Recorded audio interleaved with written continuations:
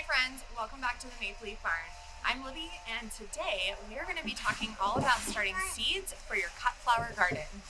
If you're new to the channel, welcome, and if you are returning, thanks for hanging out with us on our flower farm here in Southwest Ohio. Okay, I'm going to bring you in close and we're going to look at some seeds. And then we're going to talk all about how to start them. So first, I'm going to take a look at Menards. There's so many awesome seeds to choose from. There's a cut garden mix, and that includes Cosmos, Zinnias, and Echinacea. You should definitely check that out. They have a bunch of different options for zinnias, but I like those giant flowered mixed colors. That's going to give you the most variety, and they're so easy to start. All the information is on the back, but you simply just place the seed 1/4 of an inch into the soil and it grows so quickly. Purple Prince is my favorite big box store kind of zinnia that you can find almost anywhere at any big box store like Lowe's, Menards, or Home Depot. You definitely want to pick up some Cosmos. They just bring so much romance to any cut flower bouquet. Just a quick tip about Cosmos, you want to plant them about 1/4 of an inch deep into the soil. Direct sowing is totally fine. They don't need light to germinate.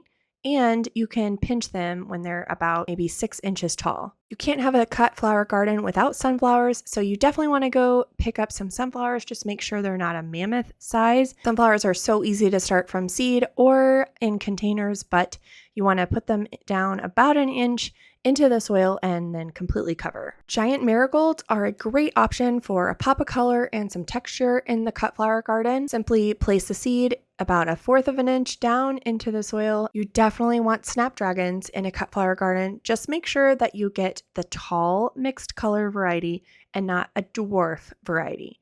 They sell both of them, and you cannot use a dwarf in a cut flower bouquet. Snapdragons need light to germinate, and they are not recommended to direct sow. So I would recommend getting a 72 cell tray or just some solo cups and placing the seed directly on top of the soil. You can always transplant them later, but they need light to germinate, and the seeds are tiny. So you definitely don't want to direct sow outside because chances are they won't survive. I recommend checking out a culinary herb garden option with cilantro, dill, parsley, or basil. Those are all great options to add into a cut flower garden for fragrance and aroma and texture. So you're thinking, what kind of seed starting mix do I need? Well, simply just pick up one that says seed starting mix or coconut core. There's a lot of different options out there, but this is what's at Menards. It's super easy to come by. Go ahead and just pick up something that says seed on it. There's so many options for how to start the seeds or what containers to use. You can use a solo cup. You can use those biodegradable brown pots. You could also use a 72 cell tray with bottom watering options.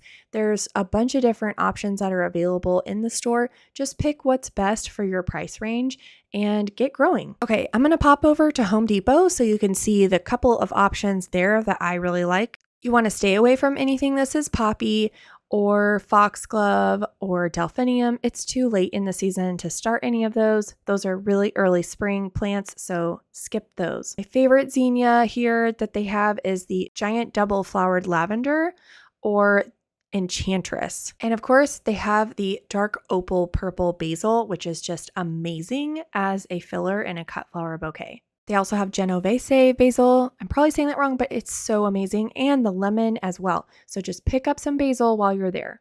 Thanks for watching this short little video on how to make your own cut flower garden at home. We'll catch you in the next video.